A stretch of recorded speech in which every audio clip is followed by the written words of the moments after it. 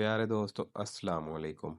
दोस्तों, अगर आपका भी यही फ़ॉल्ट है जो आपको डिस्प्ले के ऊपर नज़र आ रहा है, तो आपको परेशान होने की बिल्कुल ज़रूरत नहीं है। आज की इस वीडियो में हम इसी का हल ढूँढने वाले हैं और आपको बताने वाले हैं कि सबसे पहले ये फ़ॉल्ट आता किस वजह से है, उसके बाद इसका हल क्या है और इसके कनेक्शन के बारे में भी आपको बताएँगे। तो वीडियो जो है नॉलेज से भरपूर होने वाली है, तो बढ़ते हैं वीडियो की तरफ।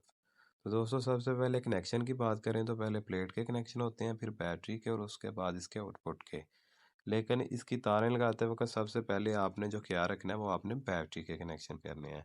तो ये देखें, इसके मुकम्मल वायरिंग हुई हुई है। ये कंट्रोलर हमारा इंस्टॉल है, ठीक है। इसके ऊपर जो है ना, ऊपर दो प्लेट लगी हुई हैं बड़ी, तो इसलिए ये दोस्तों ये देखें अब बंद पड़ा हुआ है। लेकिन आपको सबसे पहले ये बताऊं कि ये बंद किस वजह से हो जाता है, यानी कि फॉल्ट पे क्यों चला जाता है। ये देखें 0.0 एम्पेयर यानी कि ये प्लेट के शो कर रहा है और फॉल्ट शो कर रहा है, जबकि इसकी सेटिंग भी बिल्कुल ठीक है। यूनिवर्सल कंट्रोल पर ये होना चाहिए, ये यूनिवर्सल कंट्रोल पर ही है। तो दोस्तों, जब हम इसके ऊपर 60 एम्पेयर तक जो है ना, यानी कि दो प्लेटें हम इसके ऊपर लगा सकते हैं, ठीक है, बड़ी तो एक। लेकिन उसके कनेक्शन जो होते होने हैं ना, वो आपने पैरेलल में करने हैं। अगर आप सीरीज़ में करेंगे तो ये ओवर हीट हो जाएगा, या आप ज़्यादा प्लेट लगाएंगे तो भी ये ओवरलोड और ओवर हीट हो जाएगा। ओवर हीट होने के बाद ये फॉल्ट पे चला जाएगा। यहाँ जब बैटरी की ग्रेविटी जो है ना बहुत ज़्यादा डाउन हो जाती है, बैटरी गिर जाती है और यूपीएस के ऊपर लोड ज़्यादा होता है, अगर यूपीएस के साथ ये लगा हो तो उस सूरत में भी ये फॉल्ट के ऊपर चला जाता है। तो इसको सही करने के लिए हम इसकी सेटिंग चेंज करके देखते हैं।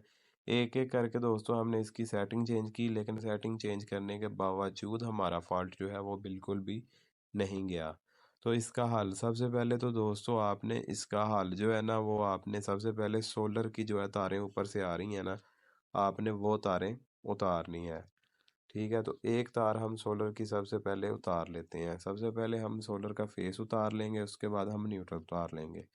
अगर हम दोस्तों बैटरी की तारें उतारेंगे सोलर के साथ, ये डायरेक्ट चलेगा तो हमारा कंट्रोलर जल जाएगा, क्योंकि ये कंट्रोलर जो है इसी इसी बात के ऊपर बनाए गए होते हैं कि सबसे पहले जो इसका कनेक्शन होना होता है वो बैटरी का होना होता है, उसके बाद इसकी सोलर प्लेट का होना होता है और लास्ट पे जो है घर का लोड इसके ऊपर कनेक्ट किया जाता है। तो दोस्तों, सोलर की तारें हमने उतार ली हैं, लेकिन अभी भी ये देखें फॉल्ट नहीं गया। तो अब हम बैटरी की भी एक वायर उतारेंगे। बैटरी की एक वायर जैसे हम उतारेंगे, हमारा कंट्रोलर ये देखें बंद हो गया। अब हम दोस्तों दोबारा इसी तार को कनेक्ट करेंगे तो हमारा कंट्रोलर ऑन हो जाएगा।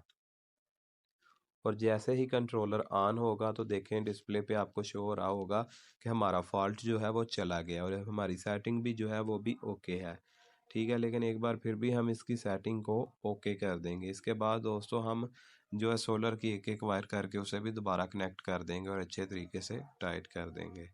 तो हमारा फॉल्ट देखें दोस्तों हल हो चुका है। तो सबसे पहले आपने इस बात का ख्याल रखना है कि आपने इसके ऊपर जो प्लेटें लगानी है वो इसके एम्पेयर और लोड के हिसाब से लगानी है। और उसके बाद जो आगे आपने यूपीएस के साथ अगर लगाना है तो यूपीएस पे भी ओवरलोड ना हो। अगर ओवरलोड होगा तो ये हीट अप होने की वजह से जो है ना बंद हो जाएगा। अब हम इसकी सेटिंग देखेंगे। सेटिंग दोस्तों इसकी हमने यूनिवर्सल कंट्रोल पर ही रखनी है। यूनिवर्सल कंट्रोल पर ये ऑटोमेटिक काम करता है। तो प्यारे दोस्तों, उम्मीद करता हूँ आपको आज की ये वीडियो पसंद आई होगी। तो लाइक कीजिए और कमेंट सेक्शन में अपनी राय का इजहार ज़रूर कीजिएगा। और अगर मेरे चैनल पर नए हैं तो चैनल को सब्सक्राइब करना मत भूलिएगा, क्योंकि मैं बहुत सारी ऐसी वीडियोस अपने दोस्तों के लिए बनाता रहता हूँ। लाइक करने और कमेंट करने से हमारी हौसला अफजाई होती है और हम आने वाली वीडियोस में मज़ीद बेहतरी लाते हैं। तो दुआ में याद रखिएगा, अपना ख्याल रखिएगा। अल्लाह हाफिज़।